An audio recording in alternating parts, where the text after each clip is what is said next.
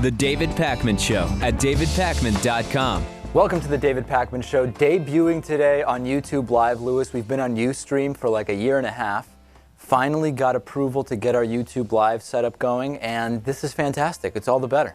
Yeah, it seems to be running pretty smooth so far. We'll see what happens. Monday to Thursday, 2 p.m. Eastern, 11 a.m. Pacific will be on YouTube Live. The chat room is going. I was in there before the start of the show. Lewis is going to make his own Producer Lewis account, and he'll be chatting during the commercial breaks. Maybe TV director Natan. Of course, he is very busy in the back. Yeah, I think he probably has the heaviest workload out of all of us. Oh, well, it may be. It may be. At least during production. People don't even know, but actually, TV director Natan has been hosting this show for like the last 8 months. Yeah. People just don't know. This is an 8-month-old show. Okay, let's get to a bunch of stuff that I want to talk about. A bunch of specific Twitter messages and requests. One is from Subvertica on Twitter, who says, please ask Lewis to roll up his sleeves like Fonzie so we can see his Jesus tattoo. Now, it may look like the tattoo on Lewis's left arm could be Jesus if you only see the very bottom, but it's not, Lewis. I assure you, it has absolutely nothing to do with Jesus. Are you willing to show some of the tattoos? I mean, well, you know what this one has on it. It does have breasts on it. Let's do this. Show the tattoo on the right shoulder first, and then lift the left one up until the below the belt, below the chest point, just so people can see it's not Jesus. Yeah. I don't know how you beat this cutting-edge political commentary going on right now. Okay, so there you go. Lewis has a bomb tattoo on his right shoulder. A lot of people very excited. And Lewis covering the breasts on the left. It's a Persian mythology item. There it is. It's clearly not Jesus. By no means Jesus. So there it is, okay? Taking requests, apparently, for Subvertica on Twitter. Hopefully that... Happy to do it. There you go, Lewis. Okay, I found this strange image of a cleaner called Fabuloso, which of course means fabulous in Spanish, which looks, the way it's packaged, it looks like it's like a drink. It looks like it could be grape drink or maybe Kool-Aid. And a lot of people are saying this is really the wrong packaging for something particularly made by Colgate, which you would think they would know. Why would you make something that could potentially kill you if you drink it look like such a delicious children's drink? It doesn't make any sense to me. Maybe we could get someone from Colgate on the line. Some people would say anyone dumb enough to drink this deserves to die. Others would say we need some kind of rules about, can you really make cleaning products look like juice? Some little kid could easily get into this and not deserve to suffer the consequences of that. I completely agree, but then you would say, well, don't you have to blame the parents? Why did they keep it somewhere where the kid could have access? If there is a place, I mean, if there's no place in the house where the kid can't access, I mean, it's never that simple. Kids can get into places that you don't think they normally could. I mean, they're not, they're not completely... They're not omnipotent.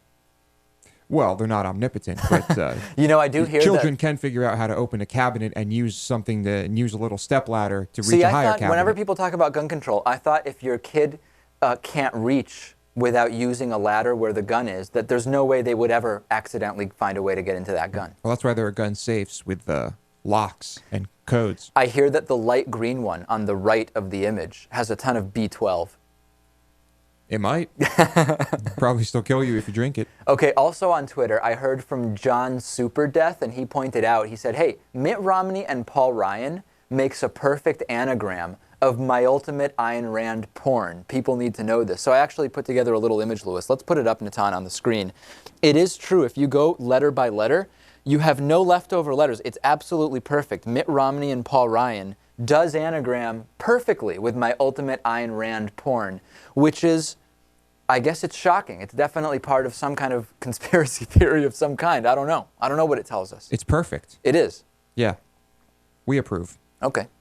That should be their slogan. Let's see if Mitt Romney and Paul Ryan, my ultimate Ayn Rand porn. Mm-hmm. That's actually not bad. What if we even did it? Oh, I don't have my ominous political music bed that I can use, but I would do like a fake ad. I would do one right now using that as a tagline. Yeah. Well, if we wanted to, we could just produce a fake ad and air it on the show. Yeah. There's a number of things we could do, and a lot of them we don't do for different reasons. And won't do. We'll talk about it after the show.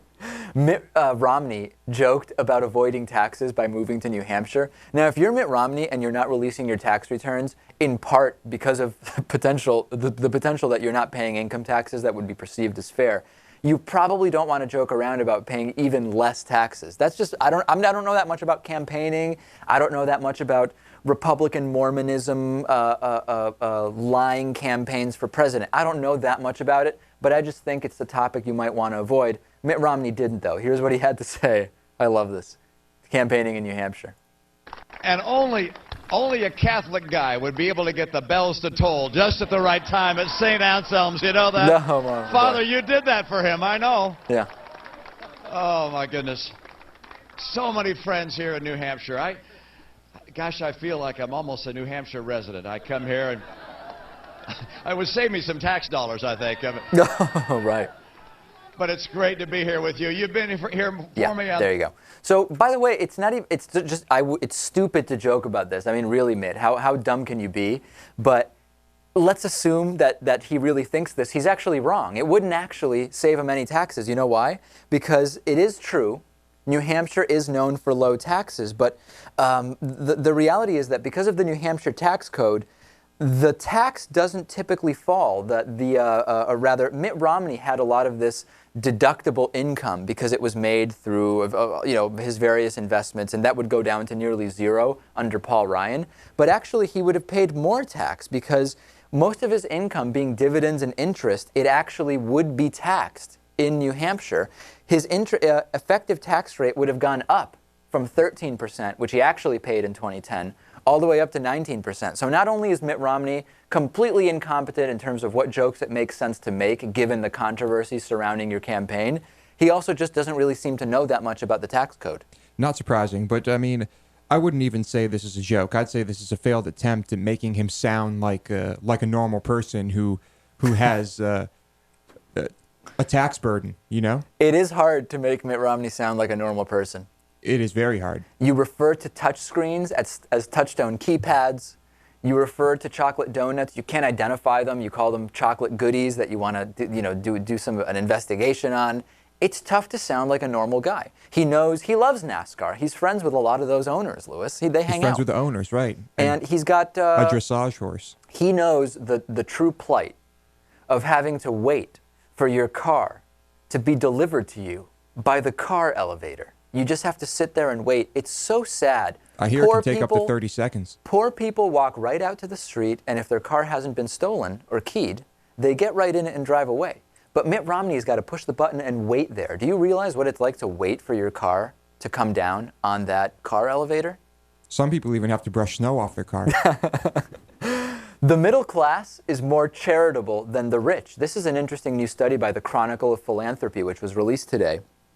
It indicates that the middle class is much more charitable than the wealthy. According to the study, households that earn between $50,000 and $75,000 per year gave 7.6% of their net income to charity on average. Now, households earning over $100,000 gave only 4.2%. Go up even further. When income broke $200,000, the percentage given to charity dropped to 2.8%. Now, Louis, you know what argument we're going to hear about this. Yes, Give me they're the actually argument. giving more money. Listen, 2.8% of $250,000 is more than 7.6% of $50,000, and it continues to escalate as you go up. Well, okay, but the point of people making donations and of being generous is it's not the utility or the number of dollars you give, but rather what does the giving represent to them in terms of their income? That's the reality. And particularly, even you can't even really compare this, Natan, percentage to percentage. Forget about dollar for dollar. Because the less you make, the more of your income that goes to just meeting your basic needs. So for somebody who makes $50,000 a year, that 7.6% is money that realistically might go to the mortgage, might go to sending the kid to college, etc. For someone who's very rich, even the 2.8% or whatever it is money that otherwise isn't going to necessities. It's going to luxury items. That's yet another layer, isn't it, Natan? That's true, but I think we should go into the meat of this, which is, how much are religious donations factoring in to the calculus of what the red state people are giving. Okay, let's do it, because there's another part of the study which says, and I got emails from conservatives saying, hold on.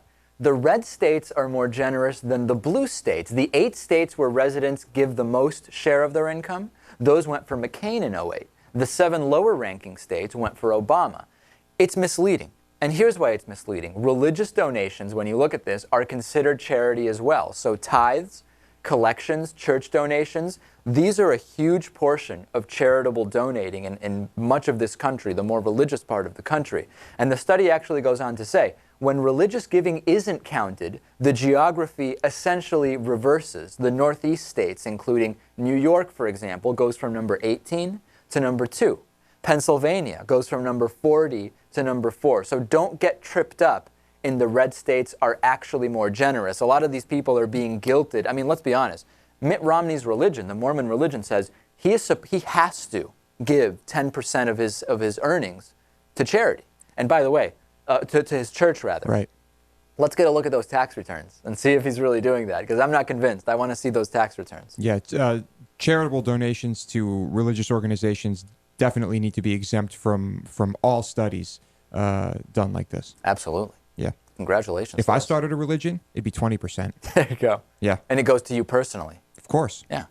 Why not? I started the religion. Yeah. I should reap the benefits. If you created a religion, would people have to have cartoon bomb tattoos? Maybe. Maybe. People we're live on YouTube Live right now, and a lot of people asking whether Lewis has or needs an oil boy, and whether Lewis is willing to take his shirt off on the show. So a lot of questions about producer Lewis. Yeah. Yep. We will deflect these questions and continue on with the show. Okay, on today's bonus show, which, by the way, if you like Lewis, Lewis hosts and produces the bonus show, Dental Health Linked to Dementia. An 8-year-old's lemonade stand raises $30,000. I'll tell you what Lewis and my lemonade stand raised when we were 8. It's not that much. And a woman is told you can't hand out water during a Phoenix heat wave. Get the bonus show, davidpakman.com/membership. We're streaming live on YouTube Monday through Thursday, 2 p.m. Eastern. Stay tuned. We'll be back after this. The David Pakman Show at davidpakman.com.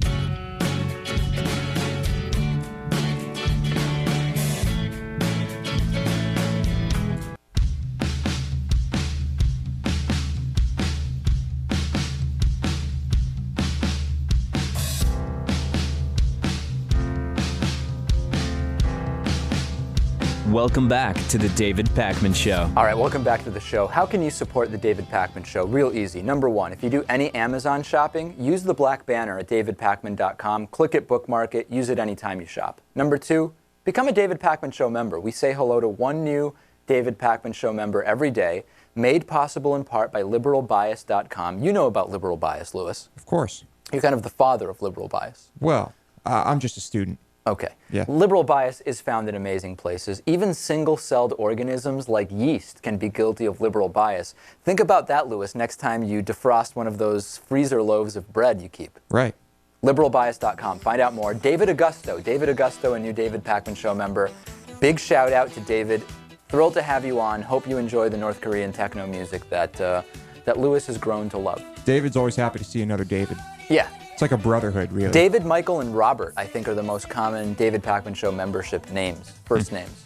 Excellent. Any Lewises in there? No, but there's 74 members named Constantine. Hard to believe, isn't it?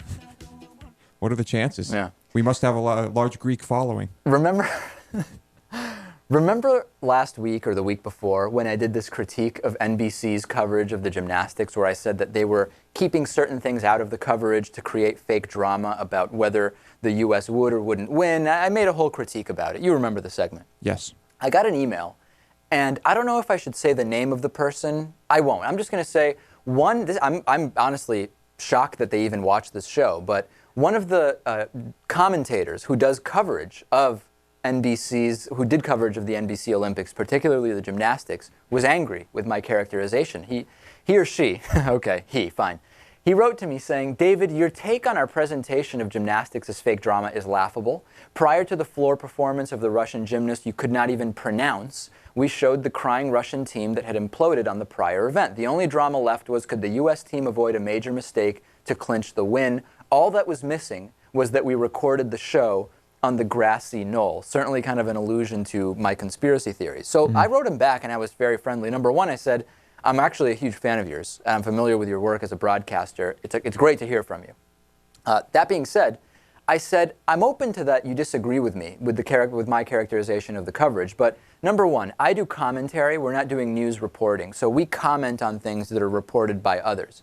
And I sent a list of 5, 6, maybe 7 different articles that basically reported the identical interpretation of how the U.S. Olympic team by NBC was covered and what seemed to be kind of dishonest, misleading coverage. If all of those articles were wrong, if it was all a huge misunderstanding, I apologize, okay? I saw something that didn't make sense in the coverage. I researched it. Lo and behold, countless articles pointing out exactly what I thought I saw.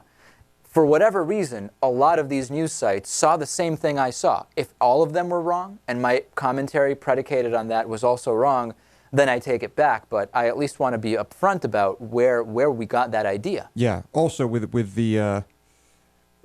all the media coverage of what we talked about, it's a little strange that the only thing NBC seemed to do about it was send emails like this. They really didn't defend themselves, and they didn't really claim that, come out and make the claim that they didn't leave anything out. That's the interesting thing. Why is one of the commentators personally emailing me? Wouldn't you think we'd be able to point to a number of official statements about this by now? Yeah. I don't know.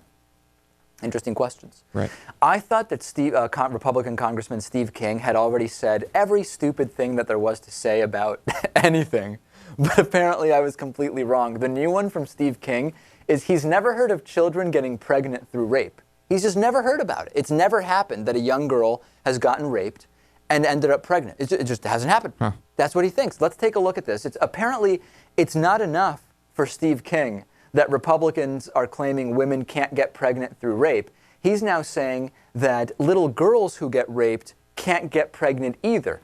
Was it a legitimate rape? Was it an illegitimate rape? It doesn't matter. Steve King says it just doesn't happen. Let's take a look at this. Victims like that. Well, I just haven't heard of that being a circumstance that's been brought to me in any personal way, and I'd be open to hearing discussion about that subject matter. While abortion was the talk of Washington. It's just, nobody's ever brought to him the idea that... You should watch our show. We did a story last week or the week before on an 11-year-old that was pregnant. It's unbelievable. And actually... Raped. Who was raped. Yeah. Exactly right. Now, of course, Steve King is not telling the real truth. In reality, rape impregnates thousands of women every year. Some of them are little girls. King is also wrong to claim, which he does also in the interview, that the federal government funds abortion, that the federal government funds abortion, something that, hasn't this come up in every single presidential debate for the last, I don't know, 16 years, 20 years, about whether the federal government funds abortion? Steve King apparently didn't know that. You know, to be honest, this, if I've never seen it personally, doesn't exist type of thinking, you know what it's similar to. It's similar to, listen, I don't care if you tell me that the Earth is round and not flat. I've never gone out into space and seen it. Why would I believe that? As far as I know, it's flat. I walk out, it's flat. Tide goes in, tide goes out. You can't explain that. You know what I'm saying? It's the same type of thing. It is. And it's he's not the only person guilty of this. It's pretty common. We discuss it just about every day. Thank you. Yeah. Absolutely. Louis, very exciting to our YouTube Live audience, which, by the way, launched YouTube Live today. The chat channel is blowing up. It's out of control. Will you blow a kiss? Will you do it? No. Okay. But yes, people are asking me to do that in the channel. What do you make of this, Natan? I mean, there's like an obsession developing with producer Louis. I mean, I'm fascinated by the idea that that's what people are paying attention to instead of the content of the show. Don't you realize what's going on with Congressman Steve King? How could you care? How could you care about Lewis's tattoos or him taking his shirt off in the middle of all this? Admittedly, I am much more interesting than Steve King. You should. I wonder what would be more compelling: a night out with Louis or a night out with Steve King. It depends whether you want felonies on your record, I guess, right? Whoa.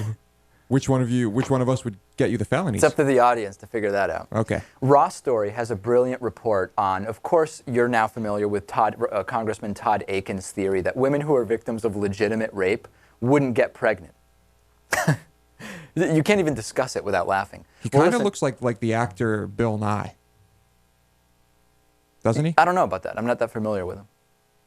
Natan? I can't really tell. Doesn't that Bill Nye guy wear glasses? I don't want to insult. He's a good actor, and I like him. I don't want to insult him. It's just, by comparing, there's a similarity. Okay. Listen, Raw Story has this incredible article about First of all, after Akin made the comments about legitimate rape and illegitimate rape, people like Brian Fisher, anti-gay nuts like Brian Fisher, they've been coming out of the woodwork and actually supporting what Akin said, saying, you know, there is actually something to that. Ross Story breaks this down brilliantly. There's actually a 1972 research piece that cites experiments that, where are they citing from? Nazi concentration camps, okay, that indicate that women may not get pregnant under some of these stressful situations. So Akin claimed women aren't likely to get pregnant because if it's a legitimate rape, the body has a way to shut that whole thing down. When you get back from analyzing how absurd that is, there's this article titled "The Indications for Induced Abortion, a Physician's Perspective." Okay, it's by Dr. Fred Mecklenburg, and it says, quote, "It's extremely rare for a rape to result in pregnancy." So Mecklenburg cites a whole bunch of factors, including not all rapes have a completed act of intercourse. It's improbable that the rape would occur during the 1 or 2 days of the month where the woman would be fertile, so on and so forth, okay? It's Mecklenburg's presumption that a traumatized rape victim will not ovulate even if she is scheduled to, which appear to be the basis for Akin's remarks and Brian Fisher following it up on this. Now, to support this, Mecklenburg cites studies that were allegedly done at extermination camps in Nazi Germany. Nazis reportedly tested this theory. Now, here's how they tested it, Lewis. They would select women who were about to ovulate. They would send them to gas chambers so that they believed they were going to die. But then they would basically come back. There was a mock killing. They weren't actually killed to see what effect it had on ovulation. A lot of these women did not ovulate. Wouldn't the obvious person say, hold on a second, you're doing this in a concentration camp. Don't you think that the persistent starvation is going to have some kind of effect on tests? Because concentration camp or not, faked death or not, malnutrition has a huge effect on the reproductive system. Yeah. The physical and mental trauma combined, I think, would result in a higher instance of what we're talking about, no doubt. The entire study has now been completely debunked. Mecklenburg also speculated in this study that frequent masturbation was likely to make rapists infertile. Also completely bogus, also completely debunked. So a number of organizations, including the American Congress of Obstetricians and Gynecologists, saying, from a scientific standpoint, what's legitimate and fair to say is that a woman who is raped has the same chances of getting pregnant as a woman who engaged in consensual intercourse during the same period in her menstrual cycle, full stop, period, end of story. Mm-hmm. That's it. Okay. Please, we need to present this to Mr. Akin. It does appear that the links, though, between the Republican brain and the Nazi brain are even deeper than the obvious, right? I mean, the Republican doublespeak machine would have us all believe that Nazis were right-wingers, were not right-wingers, but rather liberals. And we hear this all the time. I get emails saying, can you talk about why the Nazis, who were supposedly right-wingers, were actually part of the, the National Socialist Movement? Is that right, Natan? Yeah. Yes. Right. And of course, then you have to go into the whole explanation of, you're not talking about socialism the way it's discussed now. It's not the socialism that Obama is accused of being a part of. It's a different story. Nuance. Nuance doesn't play well for a lot of the right-wingers. I'm sorry. I would draw the parallel between Republicans like Todd Akin and Holocaust deniers. That's a more apt comparison. But that's just me. There you go. Let's take a break. Facebook.com/David Pakman Show. We're approaching 10,000 likes on Facebook. We're only about 4,000 likes away from that. So please get us one closer. Facebook.com/David Pakman Show. We'll take a break. Plenty more. Stay tuned.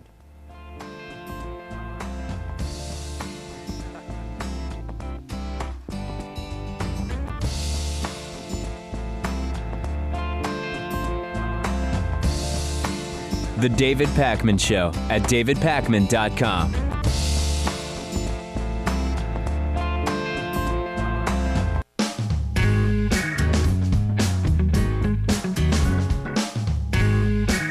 Welcome back to the David Pakman Show. Welcome back. If you've got a Twitter or Facebook account, please take a second to donate either or both of those through donateyouraccount.com/David Pakman Show. It lets us auto retweet or auto reshare one of our stories about the show. It's very easy. It's a free, quick way to promote the show. Donateyouraccount.com/David Pakman Show.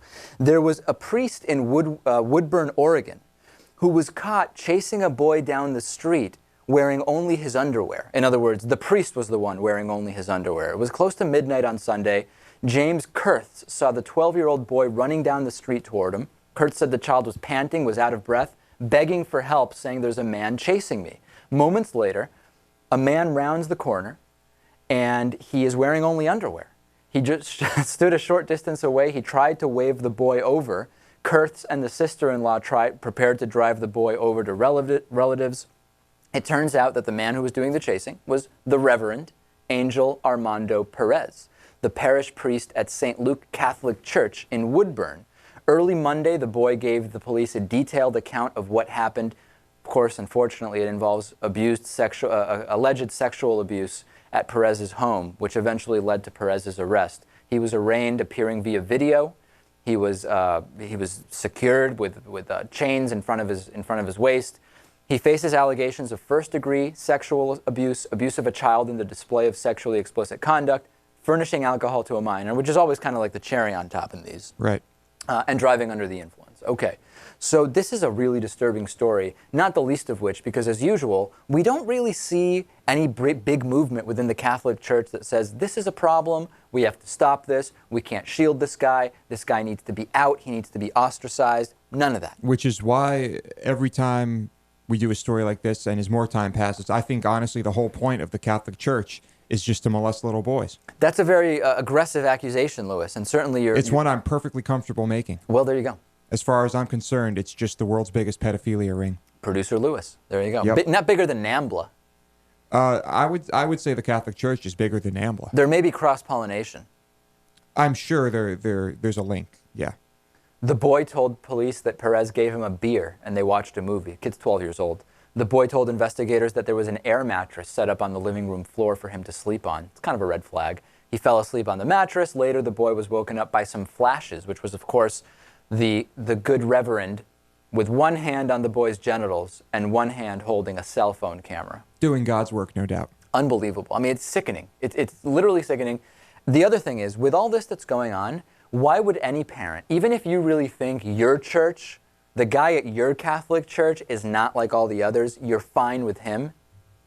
All of these guys are never that guy until the first time they're that guy. Every time you hear about this happening, it's happening in 10,000 other places where you don't hear about it. And come on, get with the program here. Don't send your kid there. Manhattan criminal court judge Robert Mandelbaum is trying to overturn his father's will. Why is he trying to do this? His father's will says that he must marry the surrogate mother of his child. However, Robert is already married to a man, Jonathan O'Donnell, according to the Daily Mail. Frank Mandelbaum, Robert's late father, died in 2007.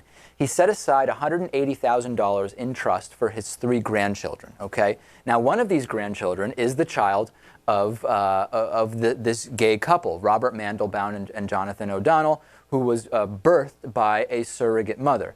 According to the New York Post, Cooper Mandel will lose his inheritance if Robert is not married to the child's mother within 6 months of the child's birth. So you've got a father who clearly does not agree with the situation. Absolutely. Now, Robert Mandelbaum's attorney wrote in court papers that requiring a gay man to marry a woman to ensure his child's bequest is tantamount to expecting him to either live in celibacy or to engage in extramarital activity with another man, and is therefore contrary to public policy. So there's 2 sides on this. Side number 1, wills are a private matter, not public. It's not clear what chances, if any, Robert Mandelbaum would have to overturn the will. The deceased can do whatever they want with their money, but if what he asks for can't be done, legally, I don't know that the grandson gets the money. At the same time, the entire will could be declared invalid because of the request that it makes, the type of request that it makes. Right. I mean, wouldn't that come down to state law? In that case, the money would be distributed according to New York intestacy laws, in which case the grandchildren would be entitled to a portion of that money. Depending on the size of the estate, it could end up being more than the $180,000 that is maybe split up or for each of them, or it could be less. But it would, that's really, I think, the argument here. If this is a type of request that's just not valid, the entire thing could just be ruled invalid, and then it goes to the state laws. Quite the situation. We'll see what happens. What's your reaction to this? It's kind of like a final. It strikes me as bitter. It's almost like a final from the grave. Final FU from your old man. Exactly. That's really what it strikes me as. Yeah, I mean, I would say that if I had to guess, I would say that there's a good chance that this could be overturned based on the fact that it's New York. But we'll see. We will. Yeah.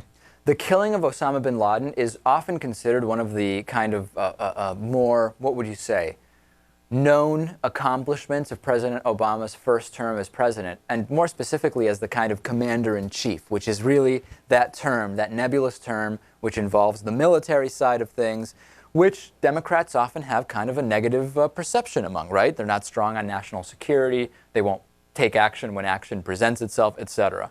In his first interview, Admiral William McRaven, who was the admiral in charge of the invasion that successfully captured and killed Osama bin Laden, had some stellar words for President Obama. Take a listen to what he had to say. And of course, Republicans saying clearly he's been bought somehow, or, I mean, I'm so bored with all the different things that we're hearing. Maybe it's just that Obama did something which is what the military thought was the right thing.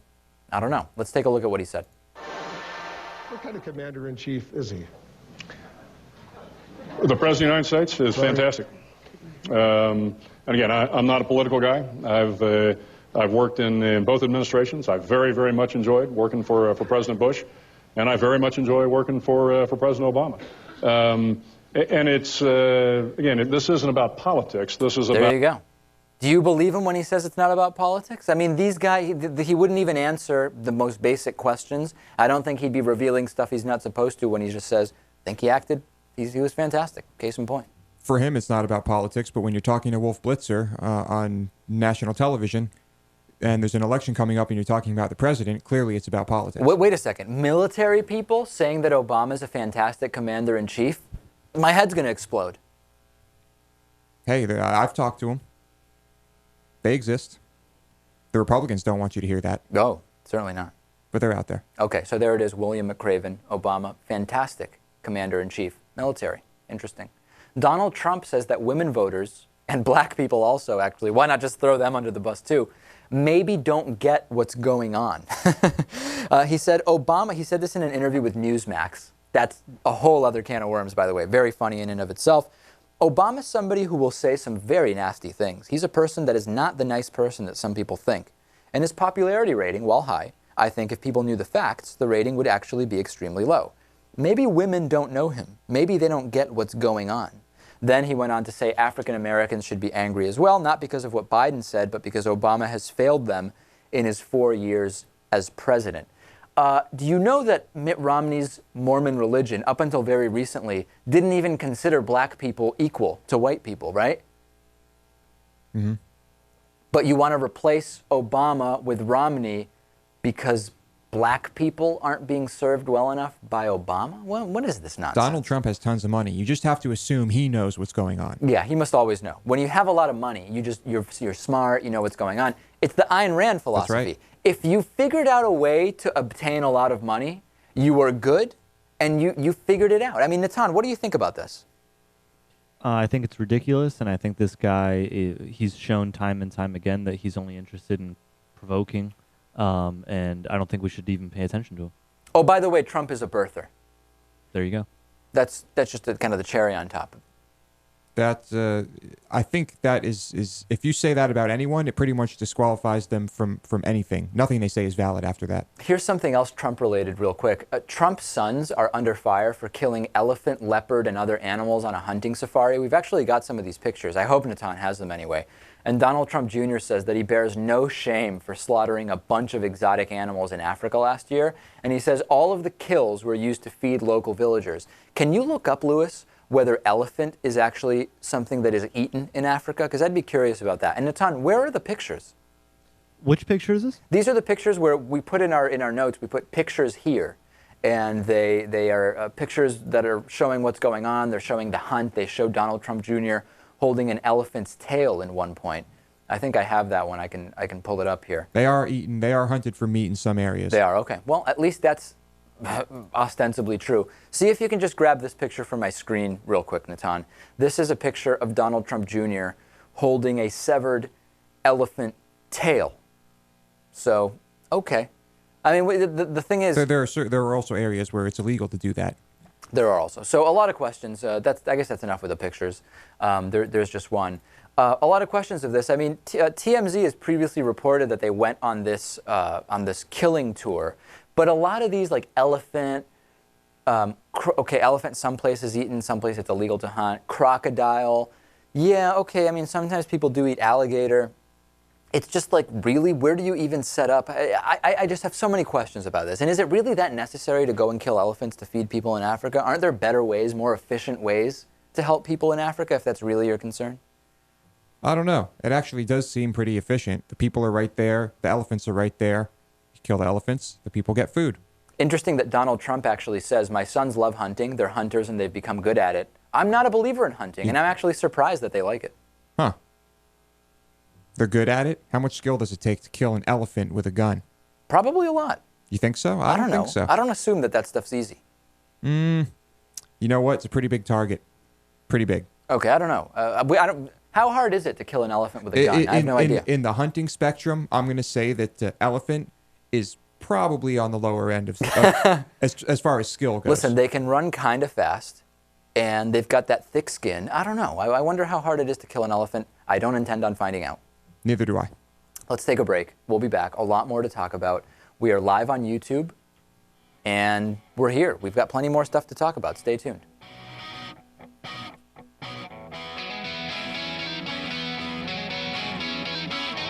The David Pakman Show at davidpakman.com.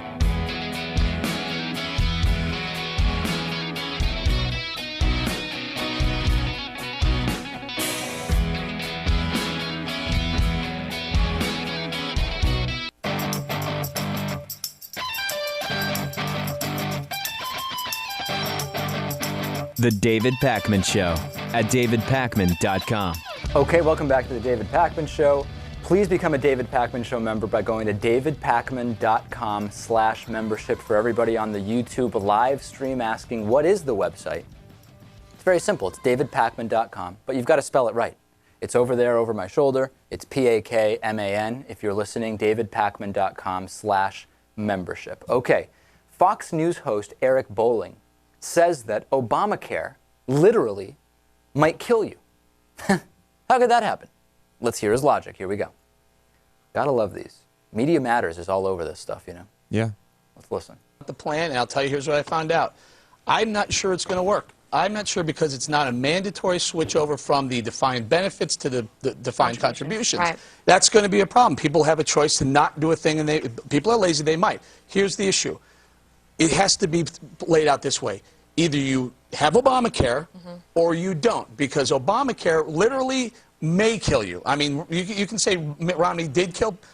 This could kill you because of the independent panel. That board is going to be a big problem. We have bureaucrats deciding what fiscally is responsible, Right. which operations you can. Yes, they are, They Bob. are. Which Because they're not doing that already. Like, for example, in the story we did yesterday or the day before about the autistic kid who was told that he, or adult actually, he's not going to get a heart transplant even though he's next on the list or whatever.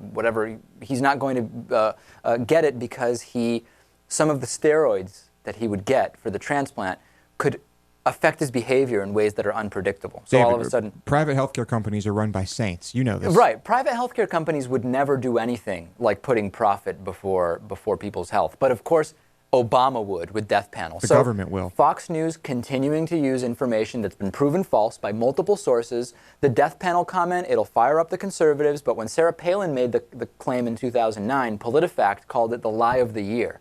Think about all the lies we heard in 2009. The death panel lie is the lie of the year, okay? Earlier this month, Greg Gutfeld accused President Obama of being out of the closet and gay for class warfare, whatever that means.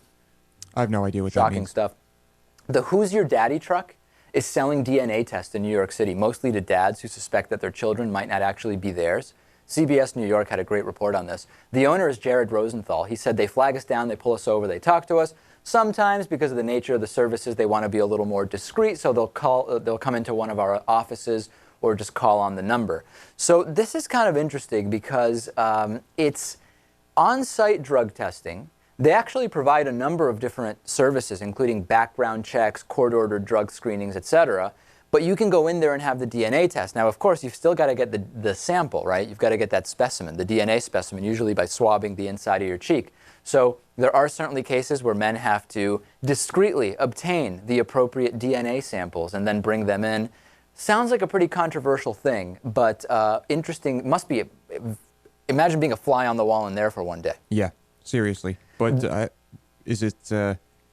is this in any way a bad thing? I think this is a great thing. Well, Rosenthal is saying we have people that want to get a specimen from their spouse without them knowing about it. We deal with a lot of drama, constant drama. There's difficult situations, there's tough moments, there's heartbreak. It's basically like the Maury Povich show inside the truck is basically what's going on. It's not televised. It's not televised, no, but it is essentially like that. And you have to pay for your own DNA test. Right, which costs between $299 and $575.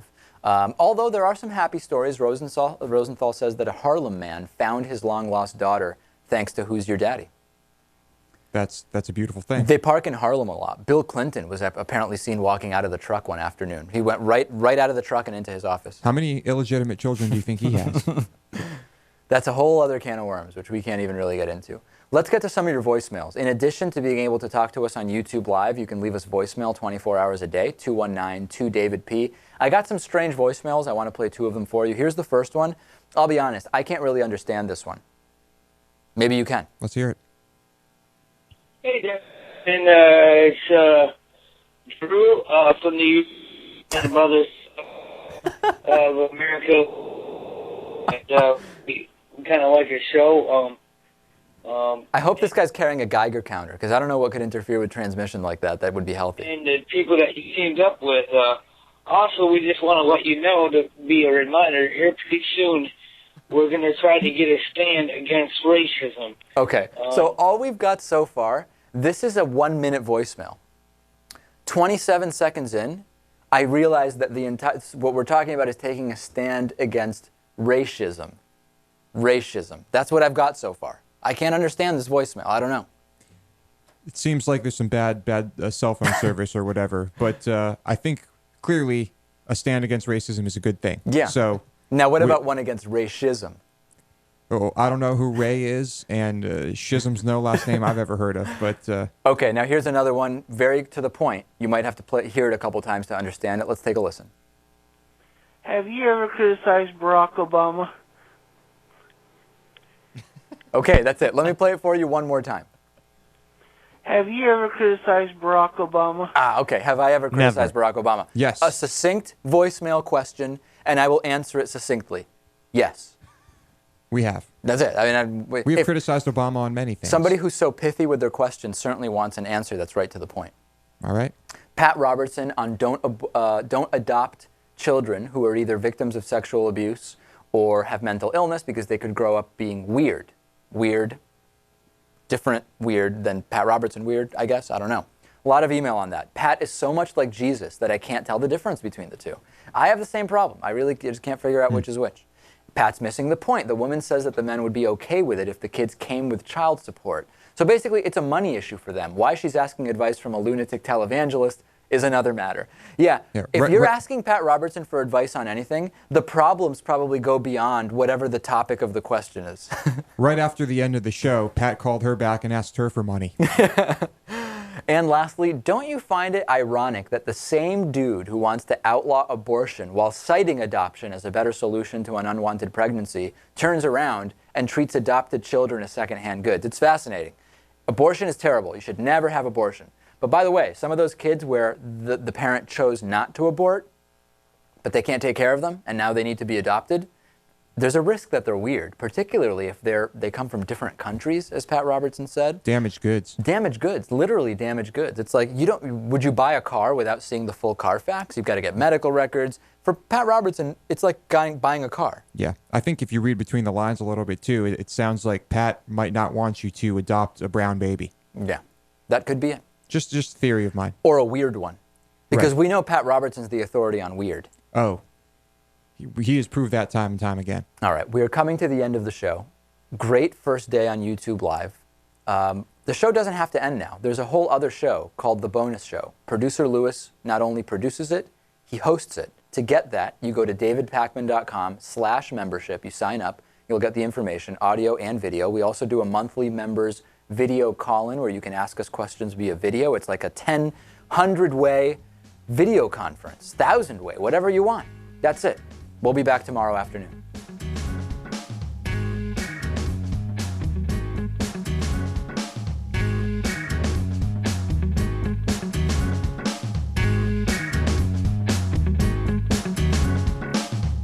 The David Pakman Show at davidpakman.com.